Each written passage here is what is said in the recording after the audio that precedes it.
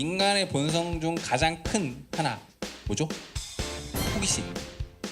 이 호기심을 우리는 누를 수가 없어요. 그 인간의 본성을 가장 많이 자극하는 이 산업 부분이 저는 관광산업이라고 보거든요.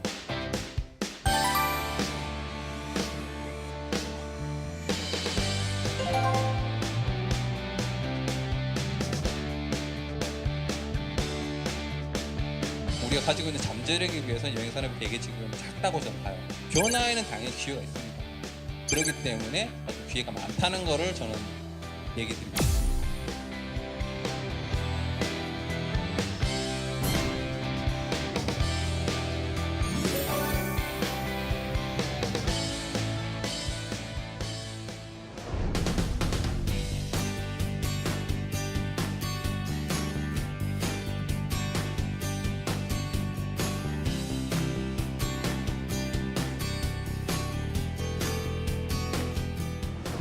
안녕하세요. 김홍렬입니다. 다시 한번 인사드리겠습니다. 반갑습니다.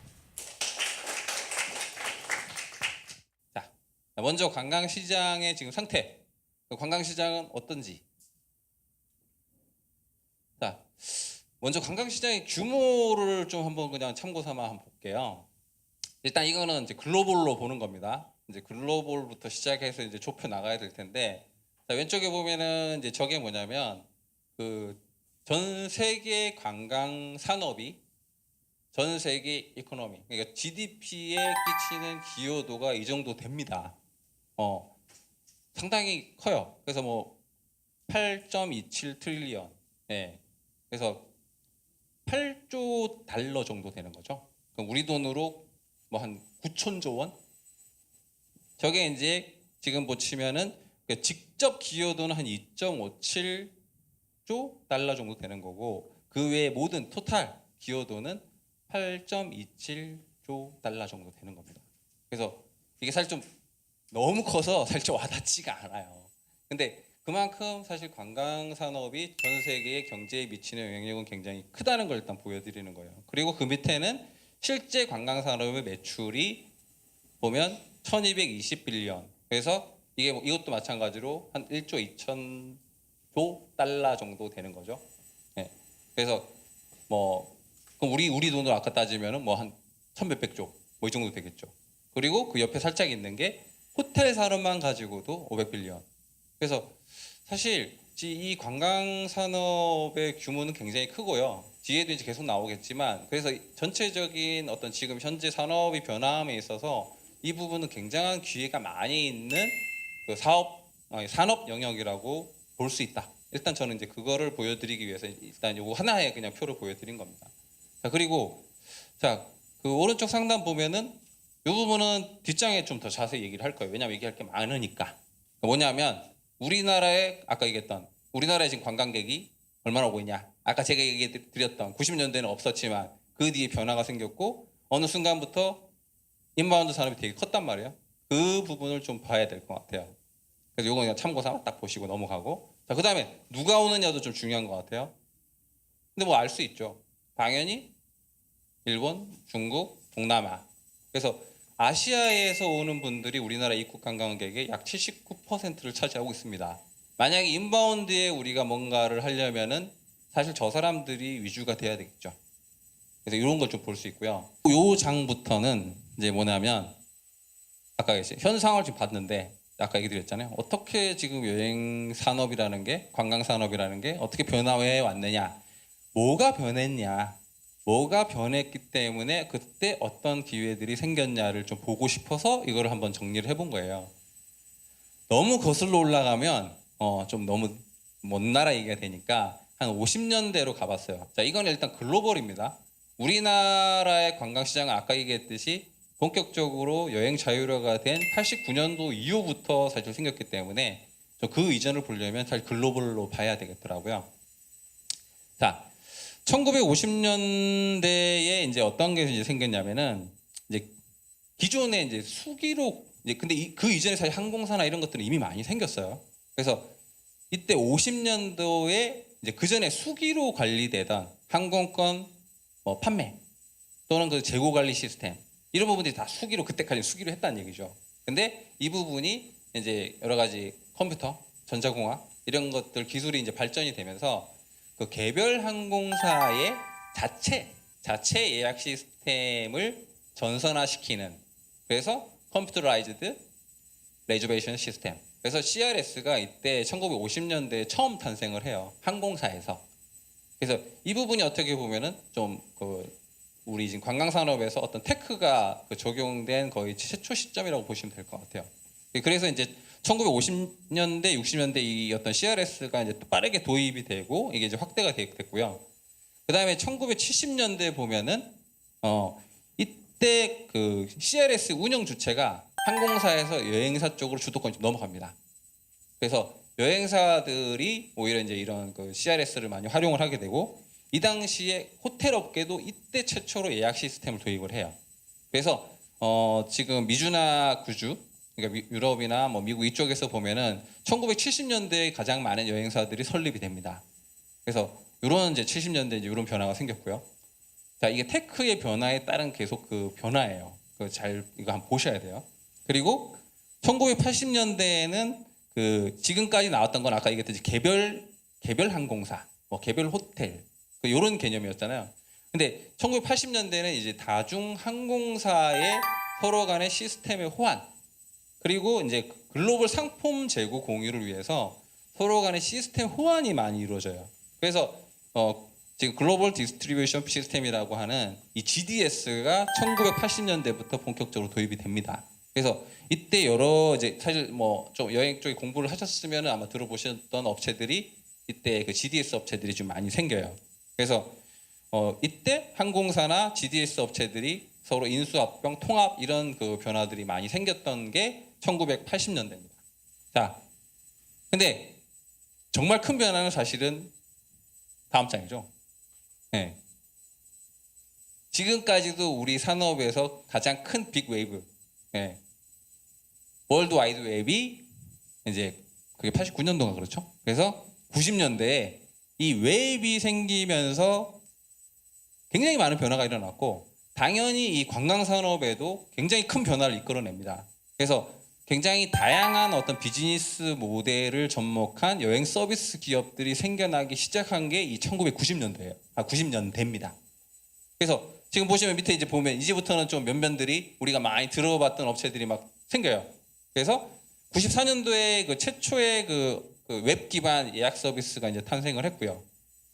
그리고 너무나 우리가 잘 알고 있는 익스피디아가 원래는 마이크로소프트의 사업부였죠.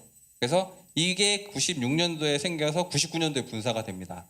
그래서 근데 따지고 보면 이걸 보는 게 되게 재밌는 게, 지금 이제 뒤에도 나오지만 정말 이제 거대 기업이죠. 여행업계에서. 익스피디아가 거의 최초로 나온 건데 20년이 아직 안 됐다. 이 20년 사이에 여행 산업에도 얼마나 큰 많은 변화가 생겼는지 한번 정말 생각을 해보세요. 얼마 안 된 일이에요. 사실 다 그렇죠. 원래 웹 다음에 사실 또 큰 빅 웨이브가 뭐예요? 모바일이잖아요. 애플이 나온 게 몇 년 됐습니까? 근데 이 역시 마찬가지로 여행 산업에는 굉장한 영향을 미치죠. 뒤에 사례들에도 나오지만 사실은 지금 모바일 앱 이런 부분들이 사실 창업 아이템으로 많이 좀 적용이 되기도 하고, 사실 제가 이 얘기를 하는 것들은 그런 것들의 사실 이제 히스토리예요. 그래서 이걸 한번 지금 짚어보고 있는 거거든요. 그래서 지금 보시면 또 97년도에 또 다른 거대 여행 그룹이죠. 지금 현재 부킹홀딩스로 이름이 바뀌었어요. 프라이스라인 그룹에서. 부킹홀딩스의 전신인 프라이스라인이 이때 이제 설립이 된 겁니다. 그리고 뭐 99년도에는 최초의 메타서치가 나왔고, 2000년도에 또 여러분들 너무 잘 아시는 트립어드바이저. 트립어드바이저는 근데 좀 다르죠. 이 익스피디아나 지금 부킹홀딩스하고는 좀 다른 게, 트립어드바이저는 뭐죠? 여행 정보 공유 시스템으로 봐야 되죠. 그래서 지금은 물론 이게 또 발전을 하고 바뀌어가고 있어요. 지금은 트립어드바이저는 여행 정보 사이트라기보다는 종합 여행 예약 플랫폼, 그죠? 또는 메타서치 이거 더 가까워요. 그래서 OTA라고 하죠. 온라인 트래블 에이전시. 사실 근데 OTA의 그 개념 자체는 계속 변하고 있어요. 그 형태나 사업 영역 자체가 계속 변하고 있습니다. 그래서 이 부분도 사실 주목할 부분이라고 보고 있고, 그러면 우리는 생각해 볼 게 뭘까요? 다음에는 어떻게 바뀔까? OTA가 어느 쪽으로 갈까? 저는 지금 그걸 생각을 되게 많이 하고 있거든요. 근데 이런 그 히스토리를 보면 어느 정도 그런 그림이 좀 그려지더라고요, 저는. 아무튼 뭐 이거 너무 길면 또 지루하니까 이건 넘어가죠. 자, 그래서 그럼 그 이후에도 자, 뭐 이제 2000년대 들어와서 지금 상황은 어떠냐? 딱 그래요. 지금은 사실은 좀 뭐 오늘 얘기할 뭐 핵심은 아닙니다만 일단 지금 상황을 한번 짚어보는 거예요. 지금은 익스피디아 그룹하고 프라이스라인 그룹, 아까 얘기했죠. 프라이스라인 그룹은 지금 북형홀딩스로 바뀌었고, 그래서 이 두 개 거대 그 여행 집단이죠. 근데 이 부분은 왜 그랬냐면은 생각보다는 이 플랫폼에 대한 그 고객 충성도가 사실 높지 않아요. 무슨 얘기냐? 내가 아무리 이걸 갖다가 서비스를 잘 만들고 뭘 해놓고 막 하더라도 사실은 꼭 거기에만 내가 가지는 않는단 말이에요. 그러니까 그래서 저는 저쪽에서 그 정책을 되게 잘 썼다고 봐요. 그래서 내 서비스만 계속 제대로 만들고 마케팅에만 계속 퍼붓는 게 아니라 사실은 인수합병 쪽으로 이제 전략을 바꾼 거고, 그래서 지금 밑에 보이는 많은 업체들이 이 두 개 그룹으로 인수합병이 많이 되면서 사실은 그 결과가 사실은 전체 전 세계 여행 시장에서 이 두 개 그룹이 상당 부분 권력을 가지게 된 상태예요. 뭐 이건 사실 좋은 부분은 아니라고 봅니다만 여행 쪽 산업, 관광 산업 쪽에서 뭔가를 하려고 한다면 이런 그 트렌드는 알고 있어야 될 것 같아요. 그래서 이것도 한번 짚어본 겁니다. 제가 되게 중요하게 생각하고 있는 그 변수 중에 하나거든요. 그래서 이제 이런 상태고, 자, 이 상황에서도 근데 아까 했잖아요. 새로운 비즈니스 모델이 계속 생겨나고 있어요. 그래서 뭐 사실 여러 가지가 있는데 지금 대표적으로 얘기를 했던 게 그 신흥 여행 상품의 성장에서 공유 숙박. 일단 에어비앤비도 사실 얼마 안 됐죠. 근데 지금 굉장히 커졌습니다. 잘 아시겠지만 전통 산업인 뭐 힐튼이나 하얏트 같은 전통 호텔 그룹보다도 사실은 주총 그러니까 주식 총액으로 따지면 훨씬 가치가 지금 커져 있는, 아이러니하지만 그런 상태가 될 정도로 이 공유 숙박 부분도 굉장히 크고 있고요. 더 지금 최근에 지금 크고 있는 영역이 투어 액티비티 쪽. 이 부분은 여러분들도 최근에 많이 느끼고 있을 거예요. 그죠? 야놀자 여기 어때가 뭐 광고를 지금 엄청나게 지금 하고 있으니까. 근데 그게 그거죠. 기존에 내가 하고 있는 산업군 외에 새로운 쪽을 지금 확대를 한 게 올해의 그 두 업체가 주력으로 지금 잡고 있는 게 투어 액티비티 쪽이에요. 그래서 그쪽을 지금 집중적으로 사실 광고를 하고 있는 거고, 그 이유가 저런 데 있는 거예요. 실제 최근에 지금 그 클룩이나 KK데이 이런 데 같은 경우는 물론 이제 아시아 기반 기업인데 이 투어 액티비티로 굉장한 급성장을 지금 하고 있는 상태거든요.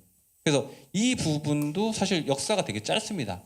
근데 역시 굉장히 크고 있고, 여기를 이제 우리나라로 이제 가서 이제 와서 얘기를 해보면은 실제로 요번에 야놀자가 인수를 한 그 레저큐 같은 업체, 그러니까 투어 액티비티 그 업체거든요. 이런 업체, 여기는 근데 인트라바운드 투어 액티비티 그 비즈니스라고 생각하시면 돼요. 그런 데를 인수를 해서 더욱더 빨리 확장을 해 나가는 그런 전략을 쓰고 있는 거고, 또 와그나 아니면 대열 같은 업체도 있죠. 와그나 대열 같은 업체는 무슨 업체? 아웃바운드 투어 액티비티 서비스예요. 그래서 우리나라 사람이 해외에 가서, 예를 들어서 홍콩에 가서 거기서 유람선을 탈 때 미리 구매를 하고 갈 수 있는, 자, 이런 쪽도 최근에 커졌고, 실제 지금 그 와그나 대열도 지금 저희 그 한국관광 스타트업 협회 회원이에요. 근데 그 제가 그런 얘기를 드리는 건 뒤에도 이제 그런 쭉 사례들이 나오지만 이게 다 몇 년 안 되고 사실 청년 창업들이거든요. 근데 그 부분들이 굉장히 큰 기회를 잡고 있다. 그래서 제가 이 변화를 얘기하는 이유를 저는 지금 말씀을 드리는 거예요. 여기서 이제 그런 것들을 계속 볼 수 있거든요. 자, 그래서 이런 변화들이 자 이루어져 왔다. 이제 이 얘기를 좀 드린 거고, 자 이제 그 다음에 이제 봐야 될 거는, 그래서 아까 제가 드렸잖아요. 그랬는데 과연 근데 지금 괜찮은 거야? 한국 관광 산업은 앞으로 전망이 있는 거야? 내가 뛰어들어도 되는 부분인가? 네. 자, 지금 쭉 보시면은 아까 OTA라고 했던 부분들, 제가 지금 사실 오늘 얘기 드리는 건 온라인 트래블 에이전시만 얘기할 건 아니에요. 근데 하지만 저렇게 해외, 국내 사실은 이 여행 산업으로 온라인 채널을 통해서 여러 가지 판매를 하고 있는 그 비즈니스 영역이 계속 늘어나고 있다. 이미 저렇게 자리를 잡아 있고 늘어나고 있고 이런 부분들을 한번 지금 보여주는 겁니다. 그래서 이제는 이제 딱 아까 그 얘기를 해봐야죠. 그러면 과연 그럼 이제 앞으로 이 관광 산업은 전망이 어떨 것인가? 자, 이 얘기를 이제 하는 겁니다. 자, 위에는 그 세계 경제 성장률 추이입니다. 뭐 2009년은 뭐 알겠지만 금융 사태죠. 그래서 그때 쭉 떨어졌고 전반적으로 저 정도 보통 한 3%대 그죠? 거기서 왔다 갔다 하는 정도로 지금 계속 이제 이루어지고 있는데 그 밑에는 뭐냐면 아까 얘기 드렸던 그 실제 그 세계 경제에서 관광 산업이 GDP에 미치는 기여율인데 꾸준히 지금 늘어나고 있어요. 그래서 저거는 물론 이제 금액 단위로 해놓은 거고 위에는 이제 성장률을 가진 거지만 실제 저거를 그 제가 이제 그 그래프로 그 환산을 해보면은 실제 그 경제 전체 세계 경제 성장률에 비해서 관광 산업 성장률이 계속 높은 상태예요. 근데 저거는 저는 어떻게 보고 있냐면 제가 아까 얘기했잖아요. 저는 관광에 대해서 계속 이렇게 한다. 나도 이제 저한테 이제 비춰서 이제 생각을 해볼 거 아니에요? 저는 그렇게 생각합니다. 그 인간의 본성이라고 생각해요. 인간의 본성 중 가장 큰 하나 뭐죠? 호기심. 이게 이 호기심을 우리는 누를 수가 없어요. 저도 그렇거든요. 아 쟤네들은 뭐 먹고 살지? 쟤네들은 뭐 하면서 살지? 쟤네들은 뭐 만들어놨지? 내가 못 보던 것들, 새로운 것들, 그런 것들 보는 거. 그리고 거기 가서 내가 그동안 경험하지 않았던 시간을 내가 누리는 것. 뭐 이런 것들. 이 호기심은 그 인간의 본성이라고 생각을 해요. 그 인간의 본성을 가장 많이 자극하는 이 산업 부분이 저는 관광산업이라고 보거든요. 그래서 사실 이런 부분에서 뭐 사실은 지금 세계로 따지면 얼마나 뭐 많은 일이 일어납니까? 뭐 전쟁부터 해서 뭐 재난부터 해서 많은 일이 일어나지만 꿋꿋하게 관광산업은 발전하고 있다. 일단 그걸 한번 지금 보기 위해서 이 그래프는 한번 만들어 봤고요. 인트라바운드가 사실 되게 중요해요. 그래서 우리나라 사람이 우리나라에 여행을 가는 이 인트라바운드, 우리가 보통 도메스틱이라고 얘기하는 이 부분이 굉장히 중요한 게 실제로 이게 여행 산업의 기반이 됩니다. 일본이 지금 약오르지만 굉장히 그 급증하고 있죠. 사실 그 여기 계신 분들도 혹시 모르시는 분이 계신지 모르겠지만 사실 이번에 메르스 사태, 사드 사태 터지기 전만 해도 우리가 한 8년 정도 일본보다 입국 관광객이 많았어요. 이거 뒤집어진 지 몇 년 안 됐습니다. 근데 뒤집어진 지 몇 년 안 됐는데 엄청 뒤집어졌죠. 굉장히 약오릅니다.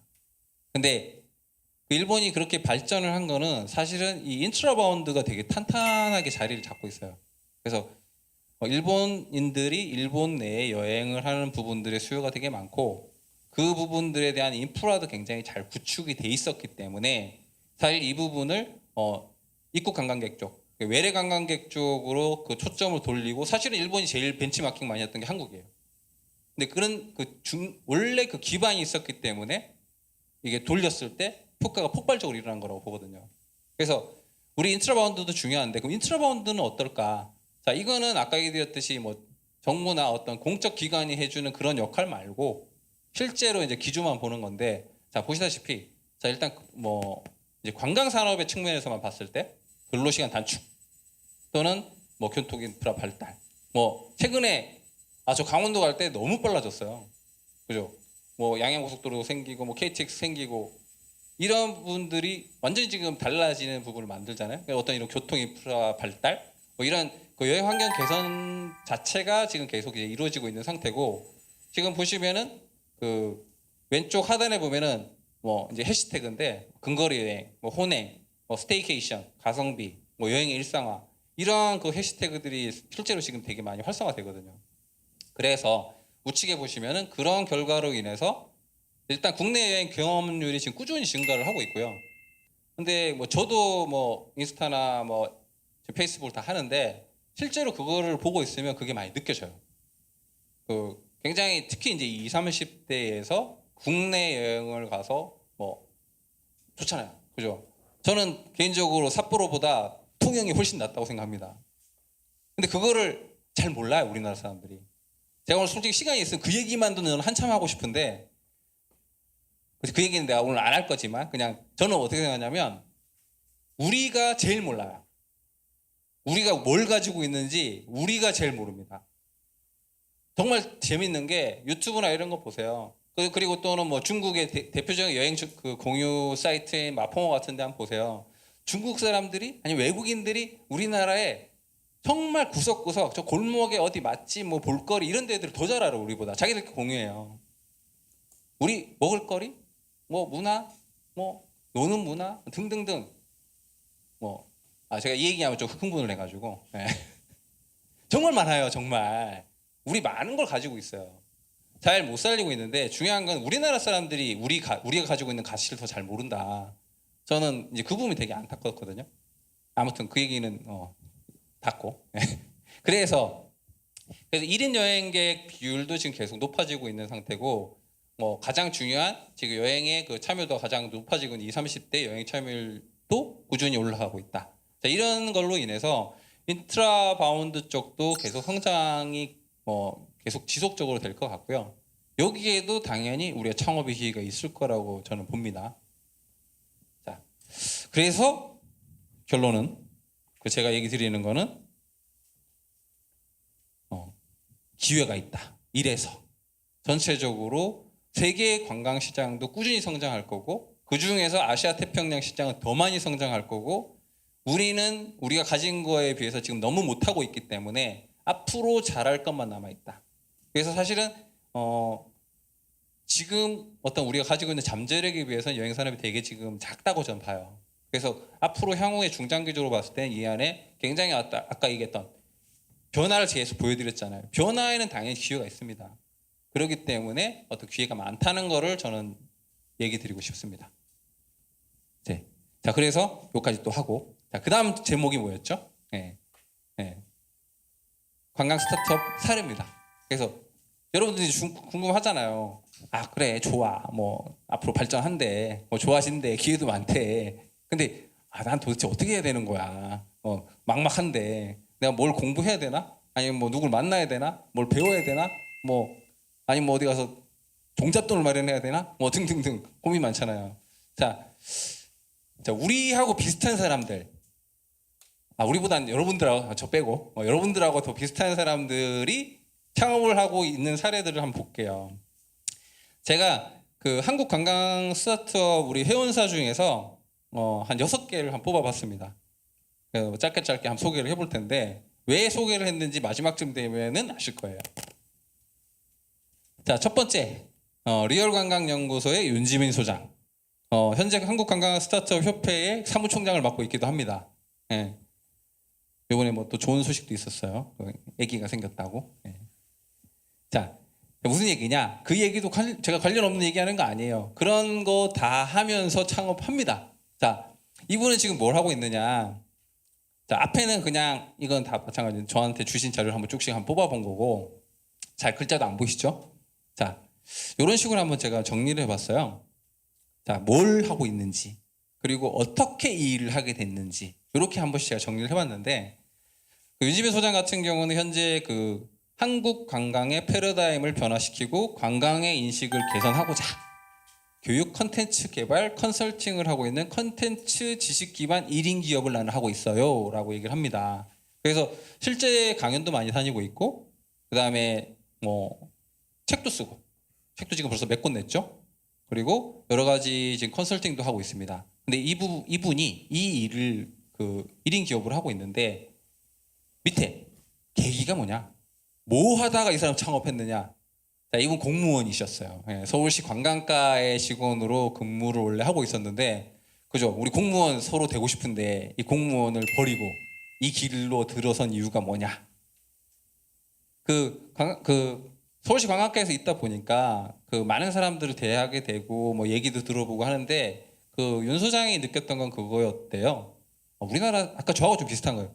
우리나라 사람들 관광에 대해서 너무 잘 모르는 것 같다. 저게 관광이 아닌데, 관광의 의미는 다른 건데 너무 좀 답답하다. 내가 저런 것들을 것들을 좀 제대로 나도 좀 다시 한번 이걸 알고 이거를 좀 알리고 뭔가 그런 좀 뜻깊은 일을 했으면 좋겠는데 근데 그러려면 내가 먼저 알아야 될 것 같아. 그래서 과감히 때려치우고 네, 여행을 떠난 거예요. 그래서 이게 계기가 돼서 그 세계 각국을 돌아다니면서 실제 이 그 관광과에서 근무했던 그 경험을 바탕으로 관광청을 막 찾아가요. 그런데 가서 막 물어보고 의견 나누고 이제 이런 부분들을 경험으로 가지고 다른 나라에서는 관광청들이 아니면 또 관광과 뭐 이런 데들이 어떻게 일을 하고 있구나 그런 것들을 보고 듣고 얘기하면서 느낀 것들을 이제 책으로 써내고 그러고 나서 이제 돌아와서 이제 이런 여러 가지 일을 하는 거예요. 그래서 아 이런 사람도 있구나. 저는 참 놀랐어요. 대단하다. 자, 이런 분이 일단 한분 계시고 자 그다음 분 이제 트래블루션 베이노 대표인데 트래블루션 하면 잘 모르실 거예요. 트래블루션 하면 잘 못 들어봤을 텐데 서울패스는 들어보셨을 거예요. 그래서 그 서울패스 서비스를 하고 있는 트래블루션입니다. 그래서 여기는 사업 영역이 아까 얘기했던 투어 액티비티 쪽인데 여기는 인바운드 쪽이라고 보시면 돼요. 그래서 외국인 대상으로 해서 외국인이 왔을 때 이제 서울 말고 다른 지역도 있지만 처음에 서울로 시작했으니까 서울의 관광지들의 티켓을 이제 그 사람들한테 제공하는 이런 서비스를 만든 거예요. 자, 여기는 또 뭐 하다가 이걸 창업했느냐? 자, 이분 같은 경우는 원래 그 우리나라에 있는 해외 관광청에 근무를 했었어요. 근데 관광청에 근무하다 보니까 다른 나라 보니까 뭐 예를 들어서 뭐 뉴욕 패스 같은 거 있잖아요. 그러니까 실제로 뭐 미국이나 유럽에 보면은 그런 어떤 도시나 지역 기반으로 해서 이런 그 투어 액티비티 티켓을 어떤 패스 이런 명칭으로 해가지고 하는 데들이 많던데 생각해 보니까 우리나라에는 없는 거죠. 그래서 야 이거를 우리나라에 이제 그때 이제 인바운드가 막 늘어나고 있을 때였으니까 이런 거를 우리나라에도 사업화 시키면 서울에서 사업화 시키면 괜찮겠다. 그래서 트래블루션이라는 그래서 서울패스라는 브랜드를 만들어 가지고 시작을 한 게 이 사람의 창업 계기예요. 그래서 지금 여기도 이제 관광사업 공모전 수상도 했고 현재 관광벤처 기업으로도 선정이 돼 있습니다. 자, 이런 분도 계시고 그다음 플레이윙즈 오유근 대표라고 있어요. 자, 플레이윙즈는 뭐 하는 회사냐? 여기는 이용해 보신 분도 분명히 계실 거예요. 특가 항공권 큐레이션 서비스라고 보면 됩니다. 앱이 지금 현재 구글 앱스토어에 들어가시면은 지금 평점이 4.7점으로 1위예요. 지금 누적 사용자도 480만 명이 지금 넘었고 그래서 내가 정말 싼 항공권을 알아보고 싶을 때 들어가서 설정만 해놓으면 그게 나왔을 때 알람까지 해서 알려주기까지 하는 이제 그런 쪽 지금 서비스를 하고 있는데 이분도 근데 창업을 한 게 되게 독특해요. 원래 이제 대학 3학년 때 여기는 이제 물론 이제 컴퓨터 쪽 공부를 했습니다. 그러니까 뭐 이건 다 똑같은 케이스는 아니겠죠. 컴퓨터 공부를 근데 했다고 이게 되는 게 아니니까. 근데 대학 3학년 때 특가 항공권 같은 거를 자기가 막 서칭을 해가지고 그거를 그 페이스북에 많이 올렸대요. 근데 올렸는데 너무 이게 막 좋아요가 많이 달리고 이제 반응이 뜨거우니까 이거 괜찮은데 이거 되게 이런 니즈가 많구나. 이거를 뭔가 개발을 하면 어떨까? 해가지고 자기 과 후배 지금 몇 명하고 밤새면서 딱 8개월이 아니라 8시간 만에 만든 게 현재 플레이윙즈의 전신 베타 버전이래요. 전 되게 놀랐어요, 사실은. 참 무섭다. 이런 사람들도 있구나. 나는 그때 뭐 했나? 뭐 이런 생각도 들고. 근데 아무튼 저렇게 할 수 있다는 게 참 놀라운 것 같아요. 그래서 이런 분이 또 계시고. 자, 그 다음에 TNDN 이민석 대표. 여기는 사실 좀 앞에 지금 오유근 대표하고 약간 좀 비슷한 면은 있어요. 근데 TNDN은 오히려 좀 더 못 들어보셨을 것 같아요. 왜냐하면 아까 이제 플레이윙즈처럼 우리가 많이 대하는 서비스가 아니고 여기는 어떻게 보면 좀 핀테크 쪽에 더 가까워요. 그래서 여기는 뭐냐면 그 모바일 결제를 가장 많이 쓰는 중국인 요커 대상으로 한국 서비스를 시작을 했고 지금 현재는 그걸 가지고 국가가 결제 서비스를 운영 중이에요. 그게 이제 TNDN이라는 회사고 여기도 지금 현재는 굉장히 지금 급성장을 하고 있어요. 지금 누적 거래량이 170억 지금 넘었고 지금 가맹점도 지금 3,300개 정도 지금 벌써 이제 확장을 했고 지금 급성장하고 있는 회사인데 여기서는 좀 뭘 좀 볼 수 있냐면 창업을 했다고 해서 내가 창업 아이템을 정했다고 해서 계속 가는 건 아닙니다. 왜? 정답이 없기 때문에. 우리가 다 알고 있는 게 아니기 때문에. 해보다 보면 아닐 수 있고요. 해보다 보면 시행착오를 거치게 되고요. 해보다 보면 거기서 새로운 길이 보여요. 그래서 실제로 창업을 하고 나서 그 아이템을 피보팅하는 경우도 되게 많습니다. 그래서 여러분들 이제 그런 것들도 아시면 좋아요. 이 길만이 길은 아니다. 그럼 오히려 이제 거기에 대한 어떤 적응력, 대처 능력, 유연성 이런 게 되게 중요할 수 있죠. 그래서 여기는 여기도 마찬가지로 대학 재학 중에 이제 시작을 했는데 처음에 시작한 거는 중국 요우크 대상. 그래서 관광 편의 앱을 그 사업 아이템으로 삼았어요. 그래서 뭐 서울의 맛집 정보, 뭐 이런 예약 정보 이런 것들을 제공하는 그 편의 앱을 만들었는데, 근데 하다 보니까 사실 그 부분은 이제 사업화가 좀 쉽지 않은데 이 고객들이 이제 한국에 들어와서 결제 부분에 대해서 이제 상당히 이제 그런 불편함을 느끼는 부분들의 의견들이 되게 많더라 이거죠. 그러니까 우리가 보통 얘기하는 VOC, 보이스 오브 커스터머를 들은 거예요. 아, 이거 괜찮겠네라고 해서 이거를 그럼 우리 그 식당 맛집에다가 그냥 QR 코드를 판을 하나 만들어 가지고 이걸 찍으면은 이렇게 좀 쉽게 하는 그런 거를 처음에 만들어 보다가 그걸 해봤더니 거기 트래픽이 되게 많이 나오더래요. 그래서 이거다 해서 이제 사업 아이템을 다시 피보팅을 하고 완전 다른 길로 갔는데 이 부분이 지금 굉장히 지금 먹히고 있고 실제로 이제 그걸로 인해서 지금 투자도 지금 많이 받고 있는 상태입니다. 자, 마지막 사례. 자, 리얼 K-팝 댄스 김민성 대표. 이름 좋죠? 예, 되게 재밌죠, 리얼 K-팝 댄스. 자, 여기는 딱 이름 그대로예요. 지금은 이제 그 법인명은 바꿨는데 실제 서비스가 리얼 K-팝 댄스고요. 이게 뭐냐? 여기는 말 그대로 댄스 상품입니다. 그래서 외국인 관광객 대상으로 이런 그 K-팝 댄스의 레슨 요거를 제공을 해주는 거예요.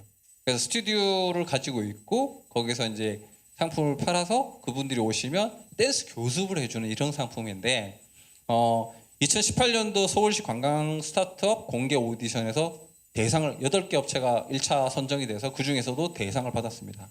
그래서 최근에 이분도 좀 이제 많이 좀 성장을 하고 있는데 이분도 창업 계기가 좀 재밌었어요.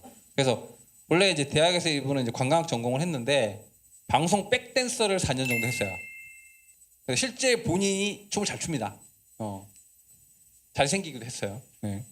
그래서 백댄서를 했는데 그 이후에 이제 내가 관광학 전공도 했으니까 갈 길 가야 되겠다 가지고 하나투어에 이제 입사를 해서 이제 하나투어에서 일을 했는데 하나투어에서 입사를 해서 이제 보다 보니까 거기서 막 인바운드 관광이 막 성장하는 것도 보이고 뭐 가능성도 보이는데 좀 이렇게 뭔가 이렇게 임팩트가 있는 이런 상품이 많이 없는 것 같아. 근데 보니까 자기가 보다 보니까 K-팝에 되게 관심이 많고 이 댄스에 관심 있는 사람도 많네. 이거를 또 내가 또 뭐 댄스 자신 있으니 이걸 상품화 시켜보면 분명히 괜찮지 않을까, 성장하지 않을까. 그래서 창업을 결심하고 나와서 이제 창업을 한 거예요. 근데 제가 조금 이제 원래 오늘 예상했던 게 대학생분들이나 대학을 졸업하고 뭐 예비 창업자거나 그런 창업에 관심이 있는 분들이라고 저는 들어서 조금 그 우리 회원사 중에서도 좀 젊은 분들을 대상으로 뽑아봤어요. 그리고 사례들도 좀 나눠봤어요. 뭐 대학에서 공부하다가 뭐 어떻게 했다가 직장에 들어갔다가 뭔가 새로운 기회를 보고 나왔다든가 그다음에 내가 가지고 있는 재능을 살리는 경우도 있고 그렇죠? 내가 개발을 할 줄 알아서 그걸 갖다가 밤을 새서 만든 사람도 있는 반면에 꼭 개발자가 아니래도 사실은 사람의 어떤 여러 가지 오히려 아이템을 잡는다든지 실제 조직을 만들다든지 이런 능력을 가지고 만들어내는 사람 많아요. 그래서 이런 사례들이 있더라. 자, 이걸 보여드렸습니다. 보여드린 이유를 말하지 않아도 저는 이미 아실 거라고 생각을 해요. 왜? 제가 지금 순서대로 왔죠. 어떻게 지금 돼 있다. 그리고 어떻게 지금 변해 왔다. 그리고 앞으로 기회가 있을 것이다. 이런 이유 때문에. 근데 우리 주위에 이렇게도 창업하고 저렇게도 창업하고 이런 사람들이 있더라. 자, 이걸 보여드렸어요. 그럼 그게 이제 나한테는 어떨까? 그게 되게 중요하잖아요. 그래서 이제 마지막에 이제 마무리입니다. 자, 그렇다면 우리는 뭐 어떻게 해야 되느냐 얘기를 드리는데 제가 처음 딱 하나로 얘기 드리고 싶은 거는 일단 용기입니다. 사실 저분들이 저렇게 하는 게 쉽지 않지 않았을까요? 정말 안정적인 직장을 때려치운 사람도 있고, 그죠? 그 다음에 뭐 정말 이게 될까 안 될까, 남들이 다 반대하는 거를 지금 한 사람도 있고, 사실 그 부분은 용기가 있어야 된다고 생각합니다.